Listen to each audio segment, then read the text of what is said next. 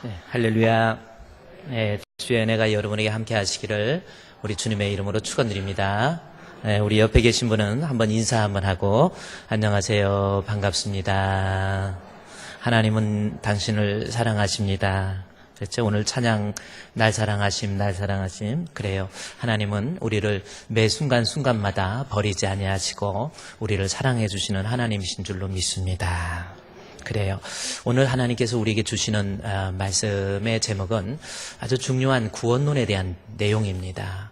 구원이라고 하는 거, 어떻게 해서 이루어질 수 있는가라고 하는 거, 그리고 혹시 우리가 구원론에 대해서 착각을 하고 있지는 않는지 하나님 말씀을 좀 조명해 보고, 종교개혁자 칼빈 그리고 루터는 오직 믿음이라고 하는 것을 어떻게 말하고 있고, 이것이 바울 신학에서 어떻게 조명되어지고 있는지, 그리고 이 말씀이 빌립보서에서 그리고 교리서신 로마서에서는 무엇을 어떻게 말하는지, 구원에 대해서 어떻게 말하는지 이 말씀을 좀 살펴보고 우리가 이 시대에 살면서 구원론에 대한 바른 이해를 가지고 잘못된 유병언이가 말하는 거짓된 마귀가 주는 구원에 대한 확신, 그거 있잖아요. 그러니까 나는 한번 예수 믿으면 중생을 하는 거고 이제 한번 믿으면 나의 구원은 변경되거나 취소되지 않는다라고 하는 이상한 교리, 구원파적 교리를 가지고 있으면서 구원파적 교리를 비판하고 있는 오늘날 한국교회의 모습에 하나의 경종을 울리는 말씀이 바로 이 빌립보서에 있는 말씀의 내용입니다. 그러면 과연 내가 건강한 구원론에 대해서 가지고 있는지 좀 성경을 좀 살펴보자는 거죠. 자, 빌립보서 2장 12절 말씀에 이제 성경을 한번 보십시오. 빌립보서 2장 12절 말씀에 그러므로 나의 사랑하는 자들아 너희가 나 있을 때뿐 아니라 더욱 지금 나 없을 때에도 항상 복종하여 두렵고 떨림으로 너희 구원을 이루라. 지금 빌립보 교회 성도들에게 구원에 대해서 이루어 가라 라는 말씀을 하고 있다라는 거지요. 자, 이 말씀은 빌립보서 2장 8절 말씀에 보면 예수님께서 사람의 모양으로 나타나사 자기를 낮추시고 죽기까지 복종하여 십자가에 죽으셨다라는 거예요. 자, 구원을 이루기 위해서 우리 예수님이 십자가에 못 박혀 죽으셨어요. 이것은 그 시제가 과거 시제를 쓰고 있습니다. 그렇죠? 그런데 다시 말해서 예수님 십자가에 못 박혀 죽으신 그 구원을 믿고 있다고 한다면 나의 구원은 완성된 것이고 그 예수 그리스도의 십자가의 구원을 믿고 있다고 한다면 이제는 나는 구원은 따놓은 당상과 같다, 이렇게 생각하고 있는 사람들이 빌립보 교회에 많이 있었다라는 겁니다. 예수 믿으니까 나는 어떻게 살아도 내 맘대로 살아도 거룩함을 이루지 못해도 사람들과 화평함을 이루지 못해도 원망과 불평과 시비와 다툼 속에서 살아도 나의 구원은 변경되거나 취소되지 않는다, 이렇게 생각하고 빌립보 교인들이 있었다라는 거죠.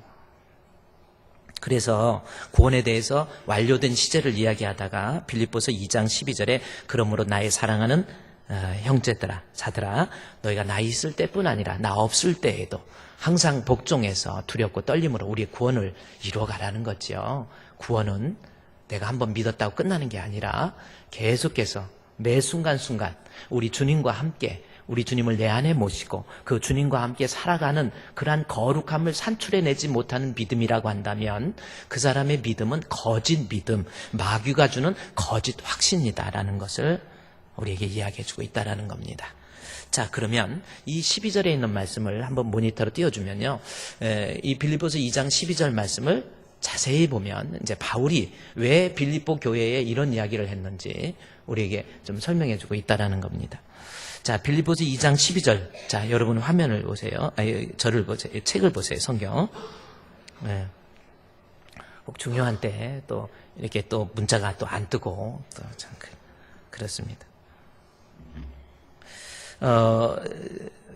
12절에 자, 우리 성경 보세요. 그러므로 나의 사랑하는 자들아 너희가 나 있을 때뿐 아니라 더욱 지금 나 없을 때에도, 자, 이 말씀이 있어요.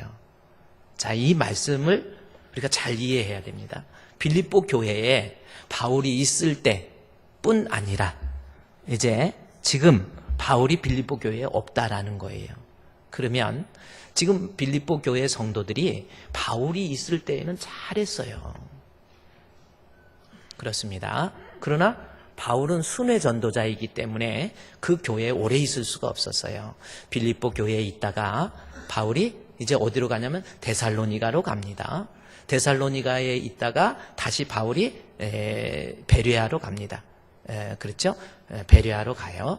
베레아에 가서 데살로니가 밑에 베레아에 가니까 데살로니가 베레아 사람들은 더 신사적이어서 하나님 말씀 듣고 이것이 그러한가 하면서 날마다 산 거예요.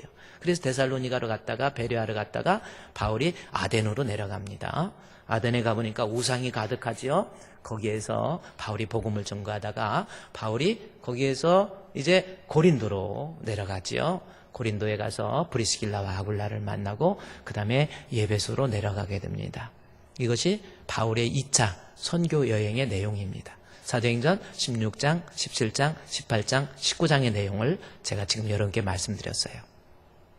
신약 성경을 이해하기 위해서는 성경의 역사적 배경을 이해해야 되는데 그러기 위해서는 우리가 이 사도행전에 있는 내용을 우리가 잘 알아야 돼요. 그렇죠? 사도행전의 내용을 우리가 잘 알아야 됩니다. 자, 그러면 이 신약 성경에서 바울이 빌립보에 있을 때에는 바울이 그 교회를 창립한 때거든요. 그게 시기적으로 언제냐면 AD 50년입니다. 자, 이제 시기적으로 바울이 빌립보 교회를 창립할 때는 AD 50년이었어요. 하나님께서 사도행전 9장에서 바울을 이방인의 사도로 불렀어요.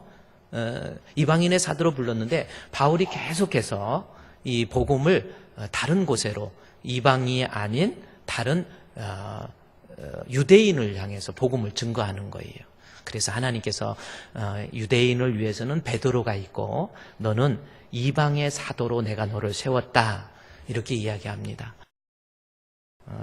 이방 땅으로 가긴 가요. 소아시아 지역으로 가긴 가지만 그곳에서 여지없이 복음을 전하는 사람은 누구냐면 바로 유대인들은 10명만 모이면 회당을 짓거든요. 그 회당에 가서 복음을 증거하는 거예요. 이런 일들이 그들에게 생겨난 겁니다. 그래서 이제 이게 안 되겠다 생각해서 하나님께서 신라를 보내주고 사도행전 16장에 보면은 이제 디모데를 또 보내주십니다. 그러면서 디모데의 프로필을 설명하면서 디모데의 아버지가 헬라인이다라는 것을 이야기하므로 디모데가 이고니안과 루스트라에서 칭찬 듣는 사람으로서 그 아버지가 헬라인이다라는 것을 얘기하므로 바울로 하여금 유대인이 아닌 헬라인들을 상대로 복음을 증거해야 된다라는 것을 이 디모데를 통해서 바울에게 알려주고 있어요. 그런데도 바울은 복음을 전도하는데 사도행전 16장에 보면 계속해서 유대인들입니다. 하나님께서 안 되겠다 싶어가지고 성령께서 직접 마게도냐로 건너오라고 손짓을 해요. 마게도냐를 건너와서 우리를 도우라.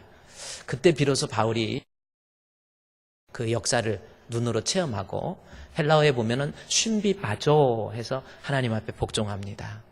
그래요. 선교는 내 뜻, 내 맘대로 하는 게 아니에요. 성령에 이끌려서 선교하게 되는 거예요. 자, 그런데 여기에서 놀라운 일이 하나 생겨요. 성령에 의해서 바울이 그 말씀을 듣고 사모드리게아로 가서 네아폴리로 직접 직행을 해가지고 드디어 유럽의 성 마케도냐로 들어가는 거예요. 마게도냐로 딱 가는 겁니다. 하나님이 가라 하니까 그대로 왔는데 아무것도 없었어요.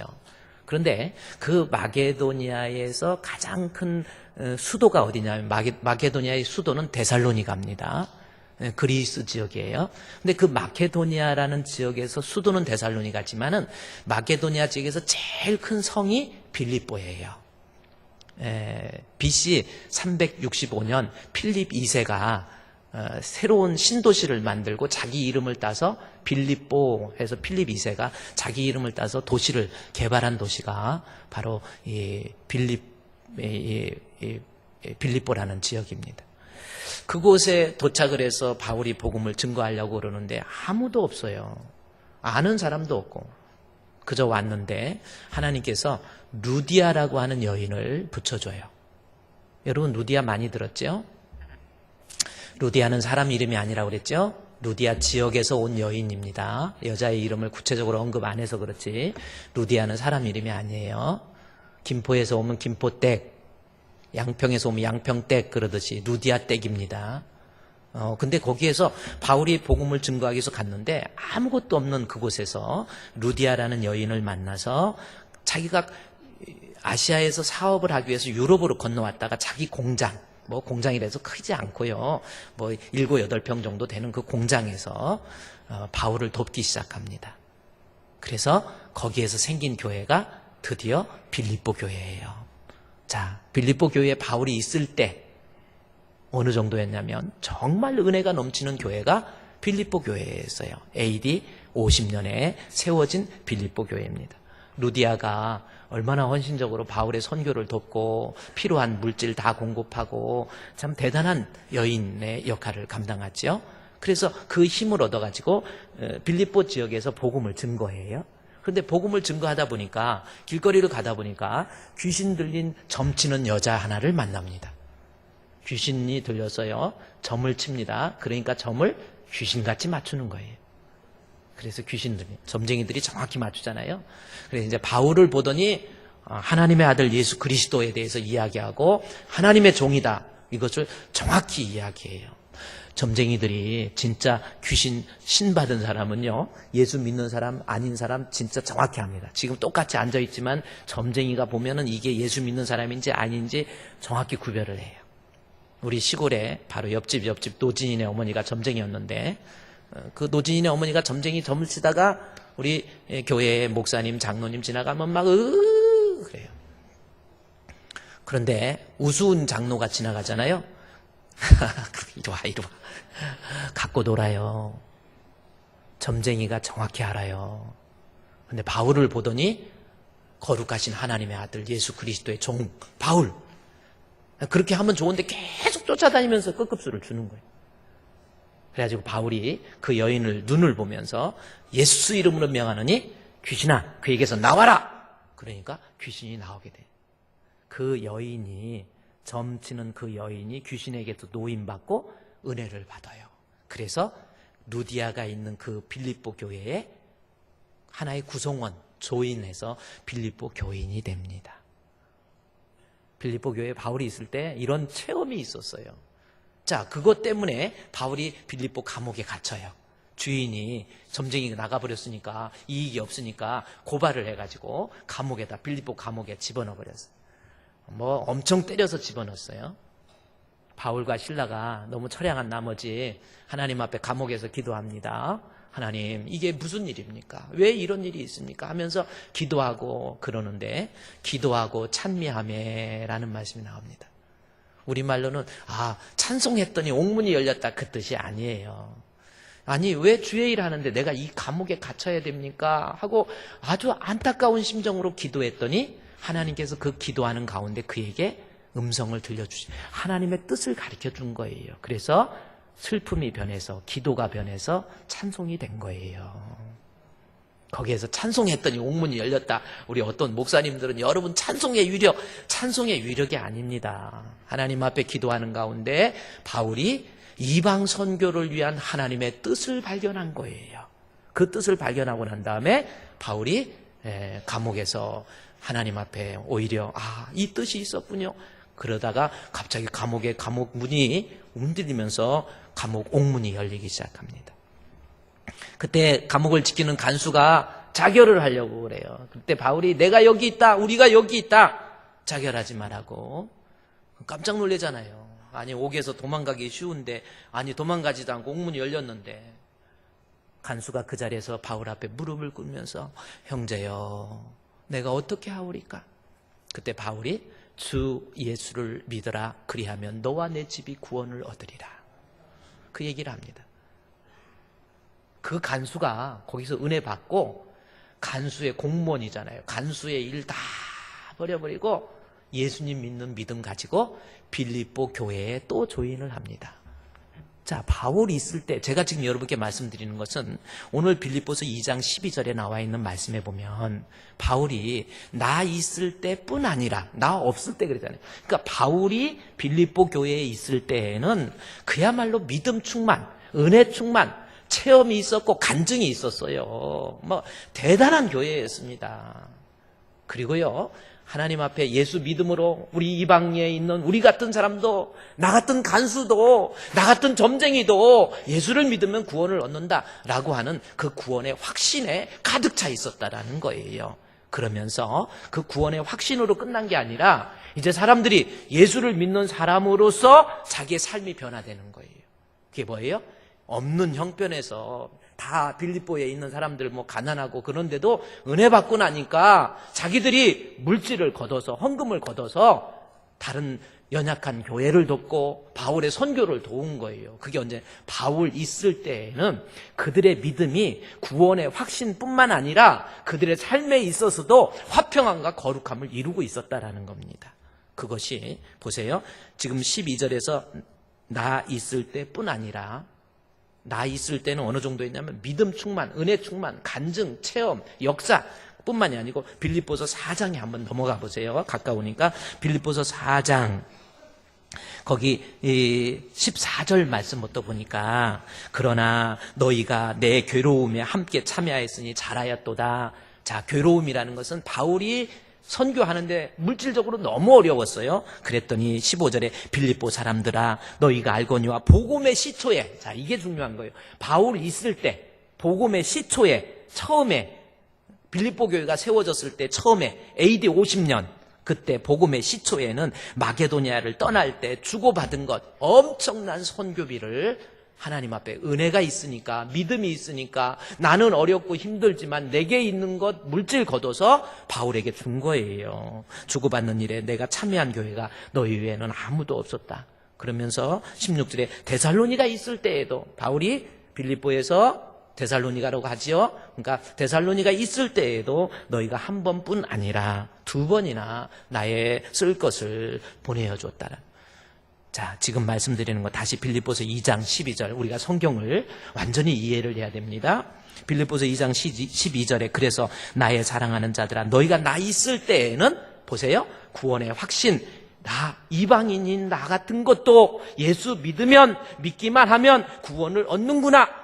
이 구원의 확신뿐만 아니라 내 삶의 현장 속에서 화평함과 거룩함, 하나님 앞에 주의 일에 충성하고 하나님 앞에 이웃도 도와주고 헌금도 하고 그러한 신앙의 모습, 그야말로 건강한 교회가 바로 이 빌립보 교회였다라는 겁니다.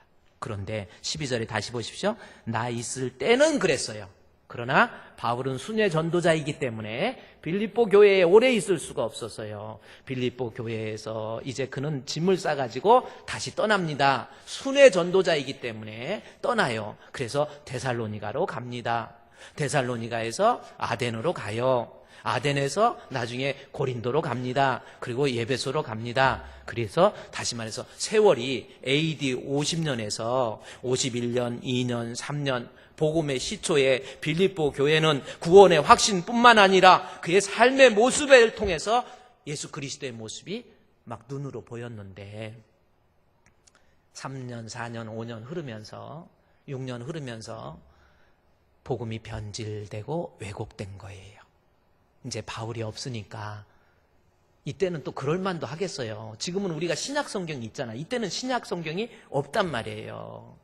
그렇다고 주의종 신학을 전공한 주의종이 가서 가리키는 것도 아니고 그러다 보니까 빌립보 교인들이 빌립보 교회뿐만 아니라 사상적 흐름을 보면 야고보서가 AD 65년이거든요. 그러니까 바울이 빌립보서를 AD 62년에 썼단 말이에요. 62년에서 63년이라는 거예요. 야고보서에서도 강조하는 것이 뭡니까? 사람들이 복음을 변질이 된 거예요. 예수 믿으면 구원받아. 그러니까 내 삶은 어떻게 살아도 내 맘대로 살아도 죄를 져도 뭐 예수 믿기만 하면 구원은 따놓은 당상이야. 그러한 사상적 흐름이 그 소아시아 지역, 유럽 지역에 흩어지기 시작하고 그래서 야고보서 AD 64년에 쓴 야고보서에서도 행함이 없는 믿음은 죽은 믿음 그거 나온 거예요. 그러니까 믿기만 하면 구원 얻으니까 행위에 대해서는 아무런 의미가 없게 그런데 그러한 사상적 흐름이 빌립보 교회에도 파고 들어간 거예요. 그래서 예수님 믿는 믿음뿐만 아니라 화평함과 거룩함도 있었는데 사람이 이제는 살면서 자기 마음대로 사는 거예요. 구원은 이제는 믿기만 하면 되고 나머지 행동은, 삶은 내 마음대로 살아도 돼. 그 대표적인 모습을 바울은 12절에서 나 없을 때의 모습을 이야기하면서 14절에서 이야기합니다. 이런 모습이 없었다라는 거. 14절에 뭐예요? 모든 일을 원망과 시비가 없게 하라. 이거예요. 지금 이 말을 바꿔 얘기하면 바울이 없을 때 고린도 빌립보 교회는 원망과 시비로 가득 차 있었다라는 거예요.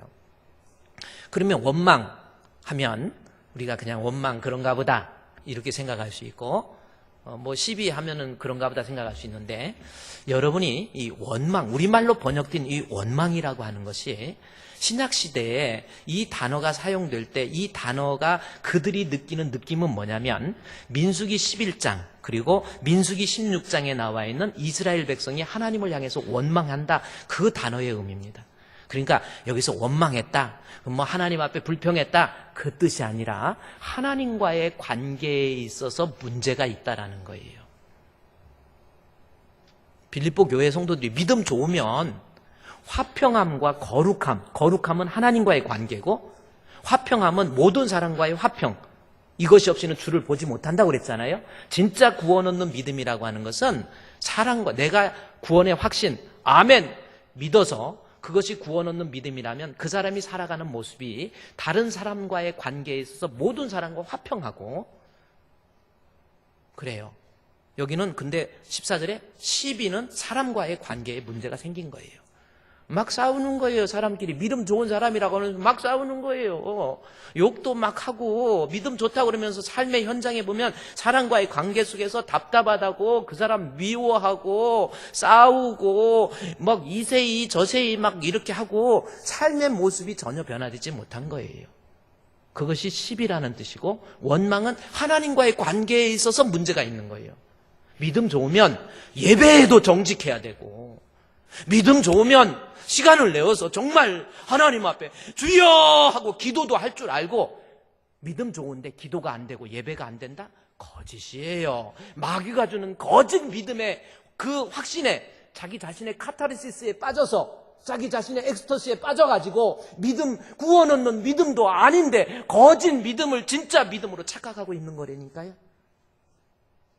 빌립보 교회가 지금 그런 현상이 하나님에 대해서는 원망, 사람과의 관계에 대해서는 시비, 서로 싸우고 다투고 미워하고 그래서 하나님과의 관계, 그래서 구체적으로 빌립보 교회 성도들이 바울 없을 때 구체적인 모습이 3장에 나와 있는 거예요.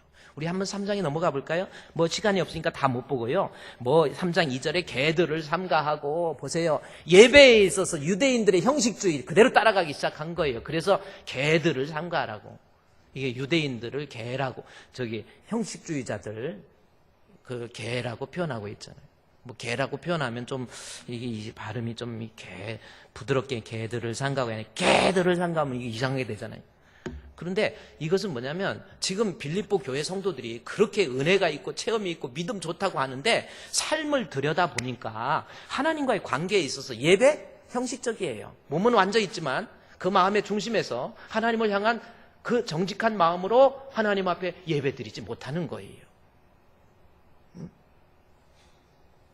찬양? 이건 개들이라는 거예요. 형식적인 거예요.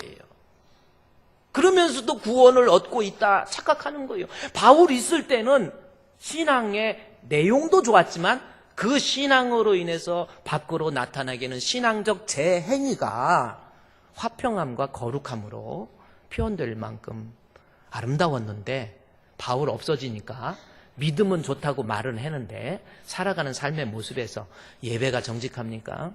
앉아가지고 여러분 지금 예배 어떻게 드리고 있어요?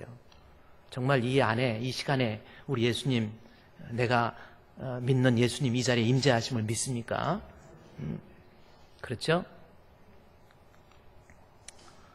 우리 예수님이 이 자리에 오심 예수님 나의 왕으로 정말 모시고 예수 우리 왕이여 이곳에 오셔서 주여 오늘도 주님 전에 나와서 주님 앞에 예배를 드립니다. 진짜 믿음 있는 사람은 개처럼 예배 안 드려요. 하나님 앞에 찬양을 해도요, 그냥 뭐 대충 찬송, 뭐 오늘도 주 예수여 은혜를 내려주사 고충 많게 하옵소서, 이 줄이고 목마른 나의 맘에 주 성령을 부으소서 할 때도 내가 표현 성경에 나와 있으니까 개처럼 하는 사람, 형식적인 건 뭐예요? 믿음 좋다고 하는 빌립보 교인들 찬양 부를 때 보면은 그냥 말로만 찬양 부르는 거예요. 그냥 영혼 없는 찬양, 영혼 없는 예배. 오늘 우리 성가대 찬양할 때 제가 이렇게 보니까요, 참 그래도 찬양의 영혼을 담고, 특히 우리 피아노 반주하시는 분 이렇게 보니까 머리를 뒤로 묶고 앞으로 이렇게 하니까 귀신이 머리 풀르듯이, 때로는 무섭기도 해. 머리 풀르니까 여자들이 머리 풀르면 무섭잖아요. 그래도 찬양을 하는데도 마음을 담고 개처럼 찬양 안 하잖아요. 어떤 분이 목사님 우리 집 개는요 찬양해요 그래, 신방 가니까. 실제로 보니까 그 개가 가가지고 오니까 막 목사님 가니까 예배 드리는데 좀 뭐 안 치웠으면 좋겠는데 괜찮아요, 얘는 예배 같이 드려요 그러더라고요. 근데 찬양하니까 하더라고요. 그게 개 찬양이라는 겁니다. 개 찬양에는 영혼이 없어요. 개가 진짜 마음이 좋아서 주여 하나님 그렇게 찬양합니까? 이스라엘 백성에게 지금 문제가 바로 빌립보 교회 성도들에게 크게 문제였어요. 바울이 있을 때는 나 있을 때뿐 아니라 나 없을 때에도 하나님과의 관계에 있어서 원망, 거룩함에 있어서 차질이 없어야 그것이 구원 얻는 믿음인데, 그것도 모르고 나는 구원은 따놓은 당상이니까 예배 내 맘대로 드리고 기도도 뭐 안 하고 살아가는 모습 보세요. 3절 말씀 볼까요? 3절 하나님의 성령으로 봉사하며, 3장 3절입니다. 성령으로 봉사하며, 봉사 안 해요. 주의 일 안 하고 폰만 잡고 다녀요. 뭐 시켜서 하는 겁니까? 성령으로 봉사한다는 게 뭐예요? 목사님 체면 보고 합니까? 우리 교회 성도들 정말 저는 대단하다고 느껴요. 작년에 말레이시아 선교해서 한 2천만 원 들어갑니다. 그랬더니 성도들이 헌금합시다. 그랬더니 헌금의 내용을 제가 이렇게 보고서 올라온 걸 보면요, 정말 많은 액수가 문제가 아니에요. 조금 힘들어도 어려워도 자기들 조금씩 십시일반 모아가지고 4천만 원이 넘는 헌금이 나와요. 1년에 하나씩 우리가 해외에 주품교회를 하나씩 3개를 주품으로니까. 그래서 올해는 또 필리핀 교회 집시다. 선교사님한테 물어봐요. 얼마 있으면 됩니까? 그랬더니 $10,000 해서 좀 $11,000, 1,500만 원이면 되겠네요. 그랬더니 예, 그 정도면 됩니다. 2천만 원 하겠습니다. 하고 2천만 원 하고 우리 성도들 헌금합시다. 그래가지고 바자회도 하고 무엇도 하고. 제가 헌금 내용을 이렇게 봐요. 그런데요, 저한테 작정하고 약속한 것까지니까 4천만 원이 훨씬 넘어버려요. 우리 주품교회에 믿음은 좋다. 나는 신앙생활 20년, 30년에 나 믿음 좋다. 그런데 거룩함과 화평함이 산출되지 않는다고 한다면 그 사람이 가지고 있는 구원의 확신은 거짓이고, 유병원이가 말하는 구원파적 구원론입니다. 그래서 지금 빌립보 교회는 성령으로 봉사하는 거예요. 주의 일이라고 한다면 만사 제껴놓고, 목사님 내가 힘들어도 같이 주의 일 하겠습니다. 같이 신방하겠습니다. 전도하겠습니다. 봉사하겠습니다. 이게 진짜 신앙이란 말이에요. 교회만 다닌다고 구원의 확신만 있다고 구원받습니까? 바울 있을 때는 잘했는데 시간이 흐름에 따라서, 세월이 흐름에 따라서 AD 50년에 세웠던 이 교회가 53년, 4년, 5년, 6년 가면서 세속에 물들어가기 시작한 거예요. 돈 때문에 하나님과의 관계에 문제가 생기는 거예요. 이제는 예수 잘 믿는다고 하면서 육신적인 거, 내 배, 그것이 3장 19절에 나와 있어요. 하나님과의 원망의 모습입니다. 그들의 마침은 멸망이요, 그들의 신은 배요. 그랬죠? 신이 배라는 것은 뭐예요? 내 육신적인 배를 얘기하는 거예요. 다시 말해서 예수 믿는다고 하면서 세상 살면서 내 꿈은 돈이에요. 돈 많이 벌어서 뭐 사람 사기를 찌든지 말든지 나쁜 짓 하든지 마든지, 거짓말 하든지 말든지, 예수님 영광 가리든지 말든지, 나 돈 많이 벌어서, 그리고 나는 구원의 확신이 있으니까 이 정도면 난 천국 간다? 착각하지 말라라는 겁니다. 진짜 구원은 그게 아니에요. 아멘, 아멘. 어떤 분이 어떤 목사님이 부흥회를 하면서, 여러분 지금 교통사고가 나서 지금 죽었습니다. 지금 죽어도 천국 간다는 믿음이 있습니까? 이랬더니 어떤 장로님이 아멘 그러더라는 거예요. 그러니까 그 목사님이 맞아요. 저 정도 믿음은 되어야지. 저 정도 믿음은 돼야. 그러니까 장로님 됐지 그러더라는 겁니다. 그런데 그 말이 맞기도 하지만 여러분, 내 자신의 스스로의 착각에 의해서 어떤 카타르시스적 경험을 통해서 내가 구원의 확신을 가졌다 그랬다고 정말 천국 갑니까? 천국 구원의 확신이 있는 건 중요하지만, 예수를 믿으면 구원을, 영생을 얻지만, 진짜 예수를 믿는 그 구원의 확신은 반드시 나의 삶을 통해서 하나님과의 관계에 있어서 원망, 거룩함이 산출되어야 되고, 진짜 구원의 확신, 구원 얻는 확신, 가짜 확신 말고 그것은 내 삶을 통해서 모든 사람과 더불어 화평, 사람과의 관계에 있어서, 눈만 감으면 원수가 시끌시끌하고 나는 저 사람 때문에 싫고 저 사람 때문에 싫고. 빌립보 교회 안 그랬잖아요. 처음에는 보세요. 내게 있는 거, 빌립보 교회 성도들이 뭐 돈이 있습니까? 나누어 주잖아요. 그것은 무슨 뜻이에요? 사람과의 관계에 있어서 상대방을 나보다 더 낮게 여기고 저분을 더 귀하게 여기고, 그게 누가 시켜서 예수를 믿는다라고 하는 거에 대해서 내가 눈으로 볼 수 있는 직접적인 내용 중에서 가장 중요한 게 뭔지 아세요? 사랑이에요. 그래서 오직 성령의 열매는 사랑과 나오죠? 예수 믿는데 나는 사람들이 자꾸 미워. 저 사람도 섭섭하고, 저 사람이 지난번에 몇 년 전에 나한테 참 성도들 보다 보면은 왜 그래요? 그랬더니 몇 년 전에 계단을 올라가고 내려가다가 자기를 이렇게 보는 눈이 째려 레이저 쐈다는 거, 유병원이보다 더 센 레이저를 쏜 거예요. 레이저 쐈다 이거예요. 근데 그게 10년 됐는데 안 잊어버리더라고. 그리고 결국 교회를 못 견디고 떠났어요. 진짜 레이저 쐈는지 뭐 했는지 모르지만, 여러분, 내 안에 신앙이 구원 얻는 확신, 그것이 정말 구원으로 나를 이끌을 수 있는, 또 미리 정하신 그들을 부르시고 부르신 그들을 의롭다 하시고 의롭다 하신 그들을 영화롭게 하잖아요. 진짜 영화로운 단계까지 이룰 수 있는, 다시 말해서 중생, 성화, 영화, 이의 단계까지 이룰 수 있는 그 구원의 확신은 반드시 모든 사람과 더불어 화평합니다. 진짜 십자가 앞에 내 자신의 신앙을 통과하지 못하는 거예요. 목사님은 안타까울 때가 너무 많아. 저 사람 어떻게든지 천국 보내야 되잖아요. 아직도 내 자아가, 그래서 믿음이 있다고 하면서 자아가 죽지 않았다. 그것은 믿음이 아닙니다. 지금 빌립보 교회가 19절에 자기 육신적인 것, 그 영광은 세상적인 땅에 있는 영광, 예수 믿으면서 그렇게 사는 거예요. 바울은 구원은 그게 아니라는 거. 진짜 구원 얻는 믿음은 내 삶의 현장 속에서 하나님과의 관계, 내 세상의 꿈보다는 천국의 소망 두는 거. 진짜 내가 지금 어떻게 해서 출세할까? 잘 될까? 이거보다는 내가 주님 앞에 갔을 때 어떤 모습으로 인정될 것인지, 이것이 내 인생의 꿈이 되는 거예요. 이 몸의 소망 무행가 우리 주 예수뿐일세. 우리 주 예수 밖에는 믿으리 아주 없도다. 굳건한 반석이시니 그 위에 내가 서리라. 그 위에 내가 서리라. 진짜 구원 얻는 믿음, 거짓 확신 말고 예수님 십자가에 못 박혀 죽으신 것을 믿음으로 구원을 얻는다라고 하는 그 중생의 체험, 구원 얻는 믿음은 내 삶의 현장 속에서 육신적인 땅의 일에 소망을 두는 것이 아닙니다.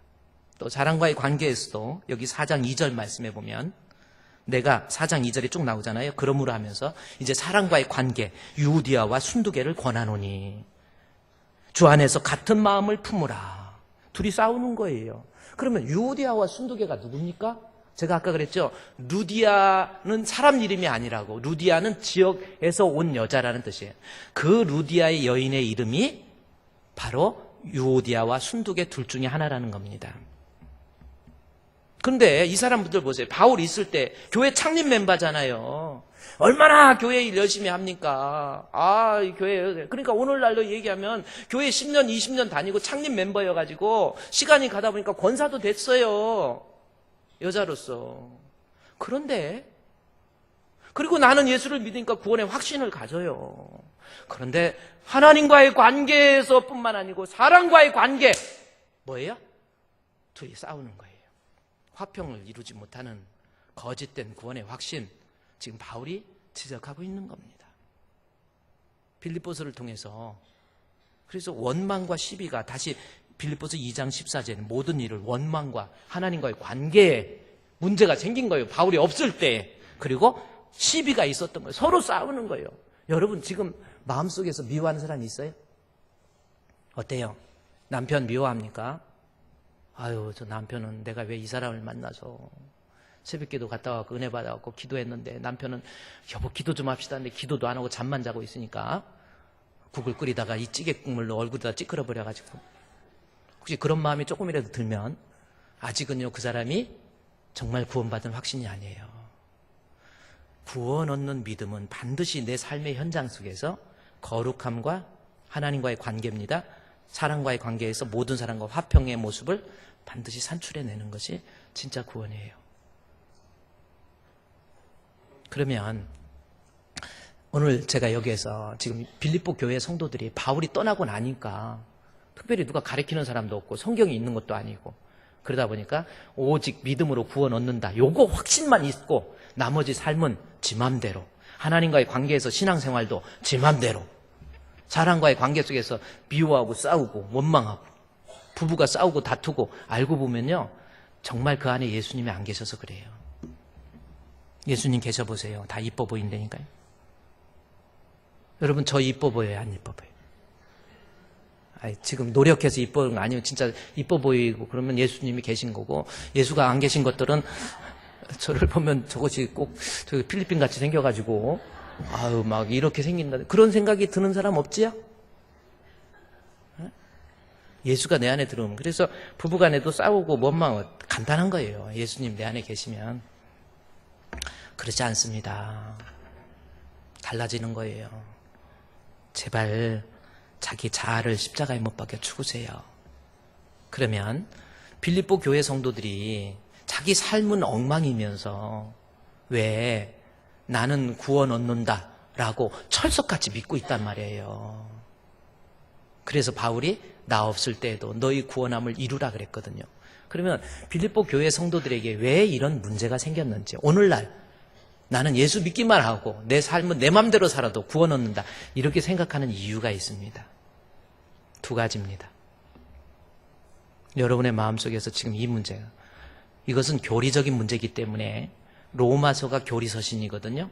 로마서의 그 배경을 통해서 내 구원론이 뭐가 잘못됐는지 빌립보 교회의 구원론이 뭐가 잘못됐는지 이 교리서신을 통해서 로마서를 프리젠테이션해서 거기에서 내 구원론을 다시 한번 비춰봐야 된다는 겁니다. 자, 빌립보 교회 성도들이 그러한 구원파적 구원론을 가지고 그러면서도 구원 얻는다고 좋다고 하고 다니고 지옥 가는 것도 모르고 착각하면서 믿음도 없으면서 믿음 있는 척하고 다니고 이유가 뭐냐는 거죠. 첫 번째 로마서 1장입니다. 다시 가보세요. 자, 이제 로마서 1장 교리서신이기 때문에 바울이 로마서 1장과 2장에서 두 가지를 이야기하고 있는데 구원에 있어서 여러분 우리 주품교회 성도들 정확히 이건 기억하고 있어야 돼요. 구원이라고 하는 것이 로마서 1장과 2장에 대해서 아주 잘 설명해 주고 있습니다. 첫째 구원은 로마서 1장 17절 복음에는 하나님의 의가 나타나서 믿음에서 믿음에 이르게 하나니 기록된 바 오직 의인은 믿음으로 말미암아 살리라. 자, 의인은 어떻게 하면 의인데요? 믿음으로. 여기서도 오직이잖아요. 다른 거 없습니다. 오직. 그러니까 믿음 있으면 구원을 받아요. 할렐루야. 이 말씀을 오해하고 있다라는 겁니다. 오직 믿음만 있으면 구원받아. 요거를 오해하고 있는 거 하나가 있고요. 이 말씀이 바울이 가지고 있는 진정한 의미를 오해하기 때문에 내가 어떻게 살아도 오직 믿음만 있으면 난 구원받아. 이것을 잘못 해석하고 있다라는 겁니다. 두 번째로는요, 로마서 2장입니다. 바울이 로마서 1장과 2장을 통해서 진짜 구원이 뭔가를 우리에게 설명해 줘요. 근데 제가 이게 2장을 결론적으로 이제 다음 주에 할 내용이기 때문에 이야기를 드리면, 하나님의 사랑이 있잖아요. 하나님이 여러분 사랑하십니까? 한번 하나님 여러분 사랑하는 줄 믿습니까? 그러면 하나님의 사랑을 오해를 해요. 하나님이 나를 사랑하시니까 내가 혹시 곁길로 가고 딴 길로 가도 하나님은 끝까지 나를 용서해 주시고 내 구원을 끝까지 이루어 주실 거야. 이렇게 착각하고 있다라는 겁니다. 그것이 2장에 보면요, 2장 4절에 혹시 이런 사람이 있다라는 거예요. 내가 하나님의 인자하심, 사랑입니다. 인자하심을 너를 인도하여 회개케 하심을 알지 못하고 인자하심과 용납하심과 길이 참으심의 풍성함을 착각하고 있다라는 거예요. 하나님의 사랑이 내게 결과를 안겨주는 것으로 착각하고 있는 거예요. 하나님의 사랑은 결과를 안겨주는 것이 아니라 회개할 기회를 죽을 때까지 제공해 주는 겁니다. 자, 이거는요, 여러분, 그러니까 하나님 무조건 사랑하니까 나에게 구원의 결과를 안겨준다? 지금 본문에 내가 하나님의 인자하심을 너를 인도하여 회개하게 하시는 것을 알지 못한다. 회개할 기회를 주는 것이지 결과가 아니에요.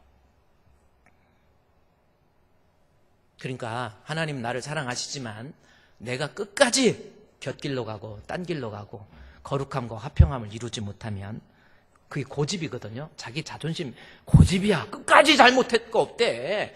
진짜 하나님 앞에 와서 무릎 꿇고 주여 잘못했습니다. 자기 자신이 철저하게. 그게 회개가 없어요. 그러니 우선 봉하는 거죠. 무슨 문제 있을 때 그냥 적당히 넘어가는 걸로 그게 구원입니까? 진짜 구원 받는 사람은 그게 아니에요.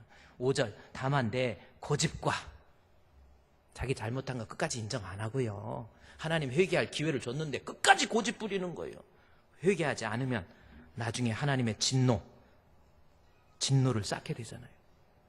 그러니까 하나님 사랑을 착각하지 마세요. 갑자기 분위기가 싸해져 버렸어요. 하나님 사랑을 착각하지 말라는 겁니다. 요 로마서 2장에 있는 말씀은 우리가 다음 주에 접근을 해야 되고요. 오늘은 여러분 내가 구원파적 구원론, 유병헌이 씨 구원론, 요즘 유섬나 또 와가지고 그러잖아요. 유섬나도 꼭 남자같이 생겼더라고. 머리, 그러니까 어떻게 식구들이 전부 비슷하게 생겼어요. 유병헌이 정말 멸망할 자입니다. 나는 한번 중생했으니까 내 마음대로 사기치고 일 저질러도 나 구원은 변하지 않아. 그게 구원파의 구원론인데 오늘날 우리 교회 안에 대한민국, 한국, 우리 조국 이 대한민국 안에 기독교인들의 머릿속에서 구원파적 구원론을 비판하면서 자기가 구원파적 구원론을 가지고 있는 거예요. 삶은 전혀 변화가 안 되는 거야. 그래도 나는 구원 얻었다고 철석같이 믿고 있는 거 이게 뭡니까? 그 이유 첫 번째 로마서 1장 다시 보세요. 로마서 1장 17절 오직 의인은 믿음으로 말미암아 살리라. 이것을 잘못 이해하고 있다는 겁니다. 자, 그러면 오직 의인은 믿음으로 말미암아 살리라. 이 뜻이 무슨 뜻이냐는 거죠. 이것은 기독교의 교리 중에서 제일 중요한 교리입니다. 사람이 하나님 앞에 의롭게 되는 것은 내 행위로 말미암지 아니하고 오직 의인은 믿음으로 말미암는 것 내가 인정한다 그랬죠. 갈라디아서 2장 16절 말씀에도 그렇게 나와 있어요. 율법의 행위에서 말미암지 않고 사람이 의롭게 되는 것은 율법의 행위가 아니하고 믿음으로 오직 그리스도 예수를 믿음으로 말미암는 줄을 내가 안다 그랬잖아요. 그러니까 기독교에서 제일 중요한 교리가 오직 믿음이 있으면 구원받아요.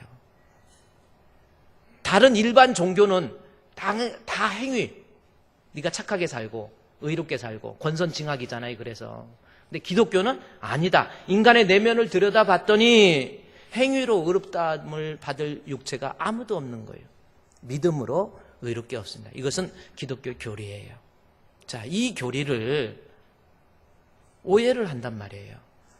그러면 성경에서 자, 예수님께서 직접 말씀하신 사복음서의 내용을 보면 먼저 마태복음에 보면요. 마태복음 7장 21절 말씀에 보면 나더러 주여 주여 하는 자마다 천국에 들어갈 것이 아니요 다만 하늘에 계신 내 아버지의 뜻대로 행하는 자가 천국 간대요. 자, 행위가 나오죠? 그러면 예수님 바울의 복음과 믿음으로 구원 얻는다. 오직 근데 행위가 들어가 버려요. 아니야, 주여 주여 믿는 것으로 구원받는 것이 아니고 행위로 뜻대로 살아야 구원 얻는다.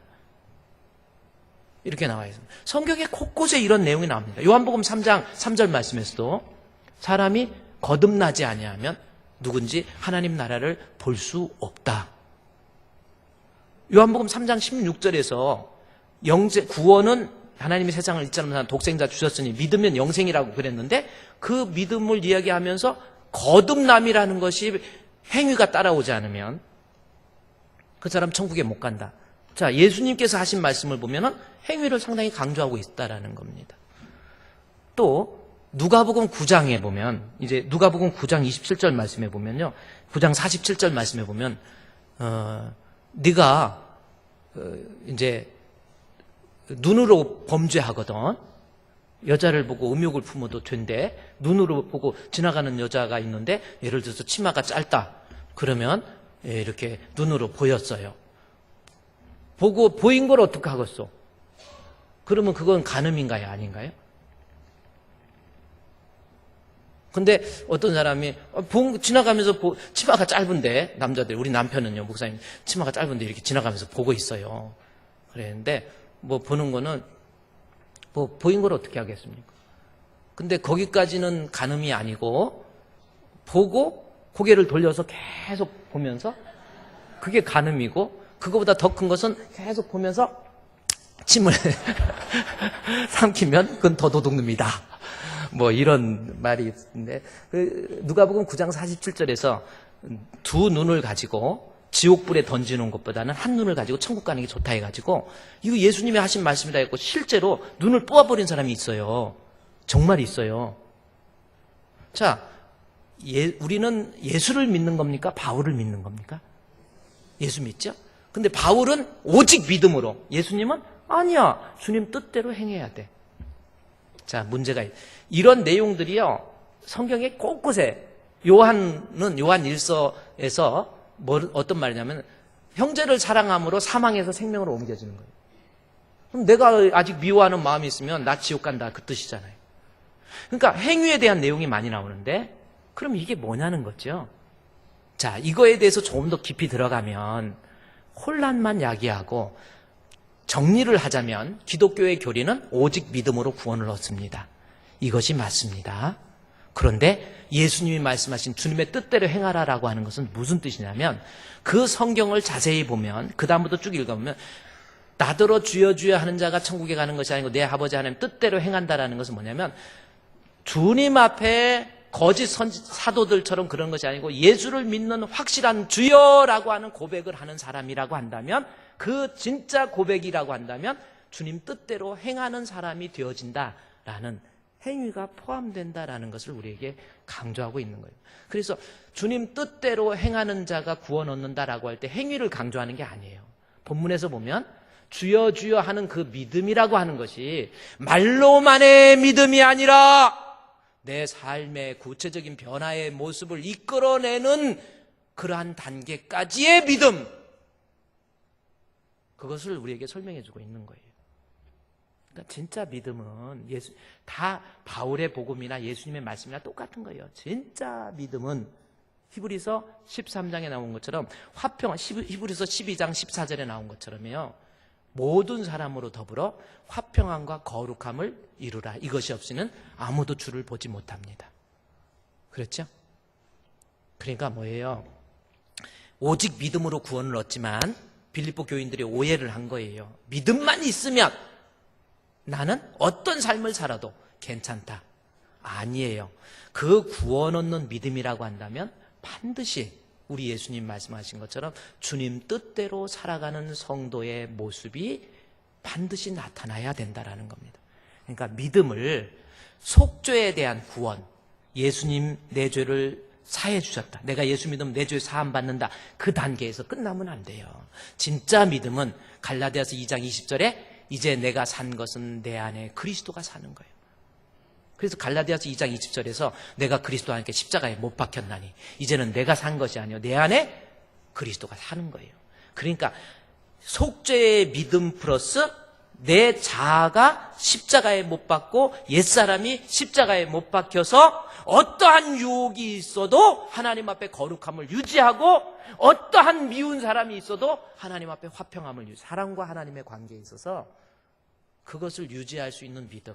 자기가 죽어야 돼요. 성령을 통해서 우리 예수님이 나와 함께하는 사람.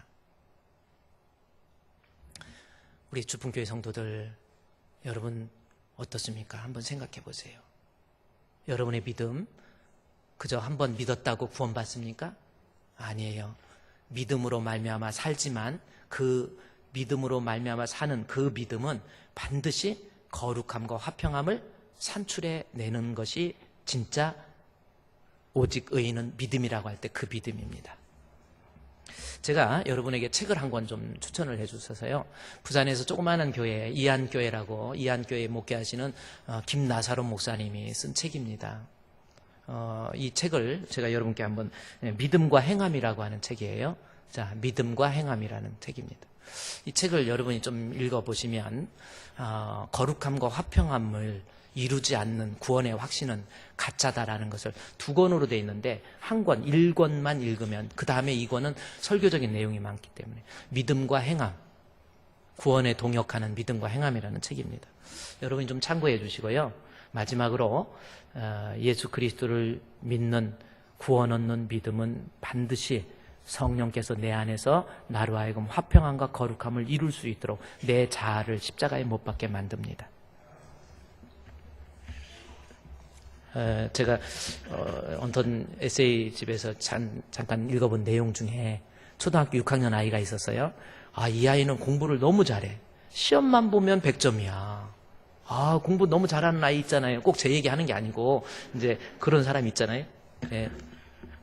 그런데 기말고사를 보는데 그래 공부 잘하니까 선생님이 그 아이를 너무 이뻐하는데 기말고사를 보는데 이 아이가 다 썼는데 하나를 못 쓰는 거예요.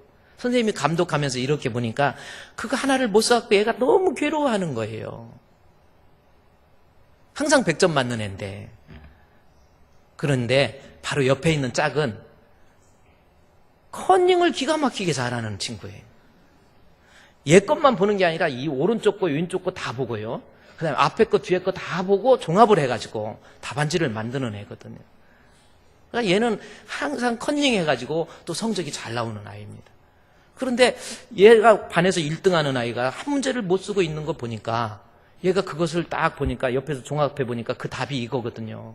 그래서 야 드디어 내가 항상 도움만 받다가 이번에 내가 얘를 도와줄 때가 됐구나. 이거 툭 찔르면서 야 이 답이 이거야. 이거 보여줘요. 얘는요 쳐다도 안 봐요. 끝까지. 근데 치면서 야 이게 답이야 답 이거. 내가 저쪽에서 종합했어. 이거 답이야. 끝까지 안 봅니다. 시간이 가까이 오니까 선생님이 그 모습을 이렇게 보는 거예요. 이 아이는 끝까지 안 봐서 야 그러면 그렇지 저 아이는 참 대단하다 했는데 얘가 계속 찔르는 거야. 임마 이게 답이야 이거 간단해. 그러더니 선생님이 위에서 보고 있는데 얘가 살짝 보는 거예요. 보더니 답을 쓰는 거야. 그 모습을 본 선생님이 너무 마음이 아팠어. 저 아이 마음이 아파서 진짜 눈물이 나더래요. 쟤도 넘어졌구나. 그랬는데 애들이 답안지를 다 쓴 다음에 다 나가고 있는데 끝까지 안 나가 이 아이가. 끝까지 안 나가면서 마지막까지 다 나간 다음에 한참 있더니 답안지를 들고 선생님 앞에 오더니 선생님한테 그 자리에 교탁에 무릎을 탁 꿇고 선생님 제가 보고 썼어요. 제가 한 문제 보고 썼어요. 저는 빵점입니다. 저 보고 썼어요. 저는 교회를 다녀요 선생님. 저는 예수를 믿는 사람입니다.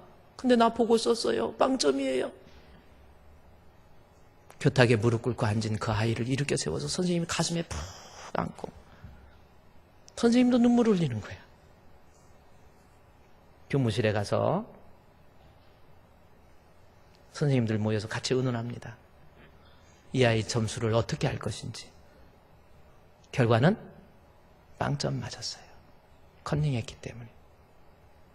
그리고 그 아이를 다시 불러서 교무실에서 혼자 시험 보게 했습니다.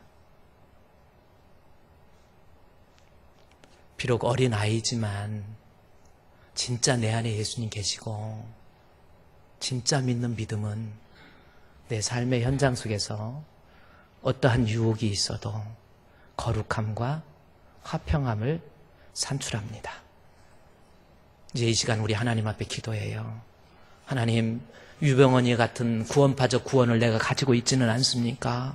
하나님, 나도 내 삶이 아직도 하나님 앞에 그야말로 개처럼 예배드리고 형식적으로 예배드리고 기도도 제대로 안 하고 내 육신적인 삶만 위해서 살아가고 다른 사람과의 관계 속에서 아직도 내 자아가 죽지 못해서 미워하고 원망하고 시비하고 싸우고 이런 모습 아닙니까? 하나님, 이제는 성령이 내 안에 충만해 거해서 하나님 말씀을 복종함으로 나도 거룩함과 화평함을 이루어갈 수 있는 참 구원의 사람이 되게 해달라고 우리 다 같이 이 시간에 소리내어서 하나님 앞에 한 2분 동안 같이 기도합니다.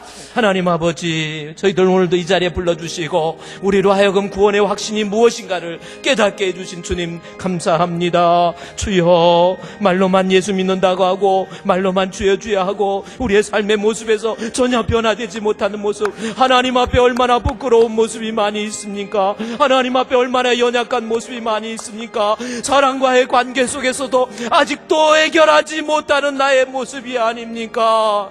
멸망받을 사람 아닙니까? 거짓된 구원의 확신 아닙니까? 하나님이여, 우리 안에 주의 성령으로 충만하게 무장하여 주셔서 그리스도의 말씀에 복종함으로 항상 떨고 두려운 마음 가지고 하나님 앞에서 우리의 구원을 이루어가게 부족함이 없는 저희들 될 수 있도록 인도해 주시옵소서. 우리 주품교회 참 알곡 될 수 있도록 역사해 주시기를 원하옵고 예수님의 이름으로 기도합니다. 하나님 아버지, 우리 주품교회 성도들 잘못된 구원의 확신에서 벗어나게 해주시고 우리의 삶의 현장에서 그리스도의 모습을 그대로 드러낼 수 있는 저희들 되게 해 주시옵소서. 예수님의 이름으로 기도드리옵나이다. 아멘.